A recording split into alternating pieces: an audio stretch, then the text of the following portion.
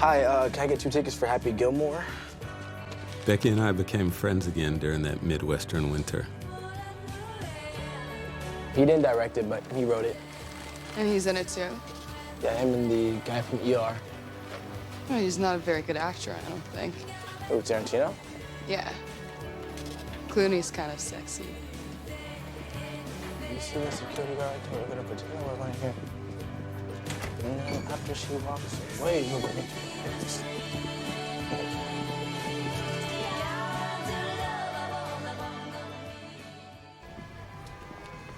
Okay, so I know it wasn't Pulp Fiction or like Reservoir Dogs, but I mean, the first half was pretty good, right? I mean, there's some funny moments, right? I thought it was stupid. Yeah, yeah, yeah.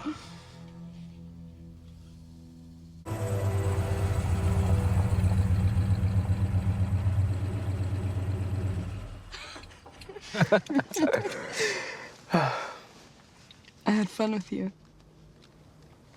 Me too. Thanks. Anytime.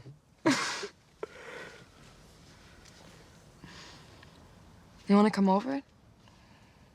My parents aren't home. Yeah, yeah. Actually, I have a paper I kind of have to write tonight. Yeah, so I wish I could, but No, I get it, Chuck. It's okay.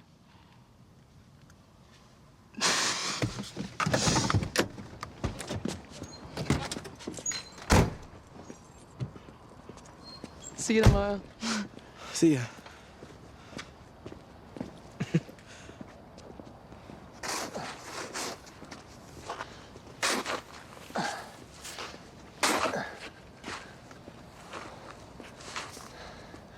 Becky? Hey, Mr. Javonsky. Hey, come here.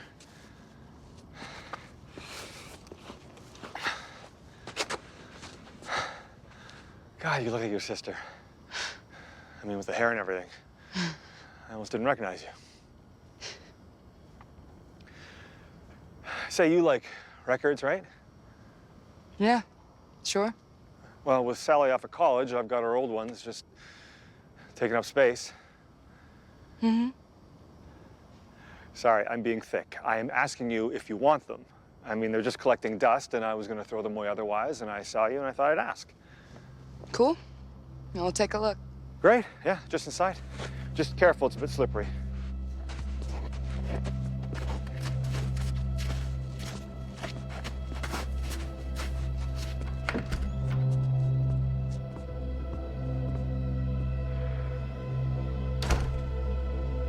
I wouldn't see Becky Monroe the next day, or ever again. Colfax police spent several days searching for Becky.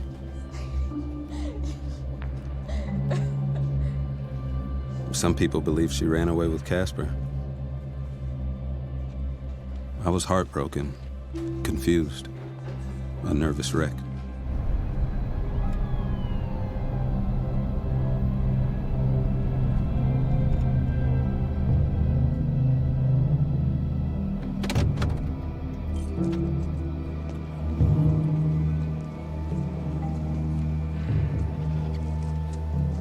What happened?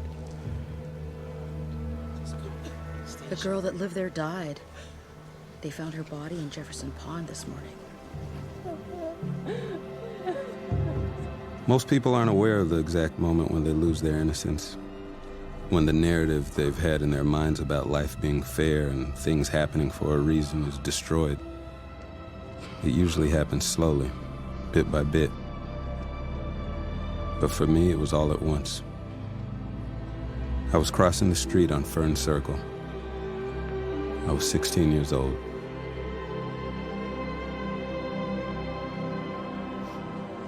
The funeral parlor couldn't make Becky look like herself, so it was a closed casket. Just like that, she was gone. A life ended before it even had a chance to begin.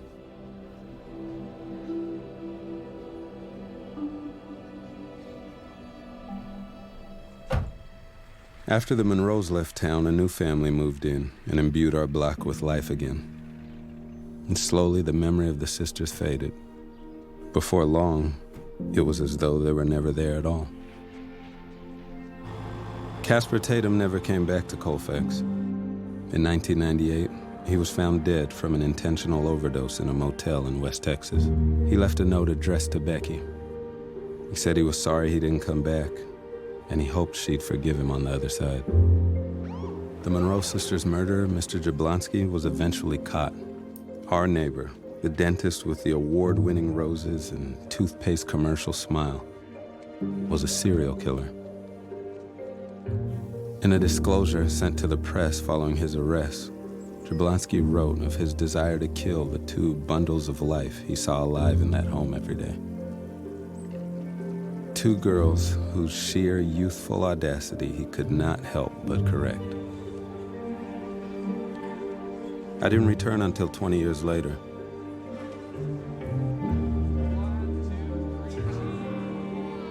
We had changed, but the hallways had stayed the same. In 2002, the woods where the murder occurred burnt in a forest fire. Eventually they grew back. Somehow they were even thicker than before. More alive, untamed. Finding the scene of the initial crime was impossible. The earth had carried on, and more or less, we had carried on as well.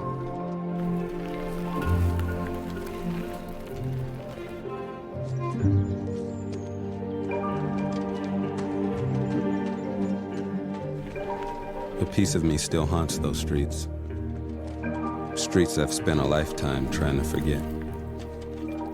But I can't forget, as hard as I try.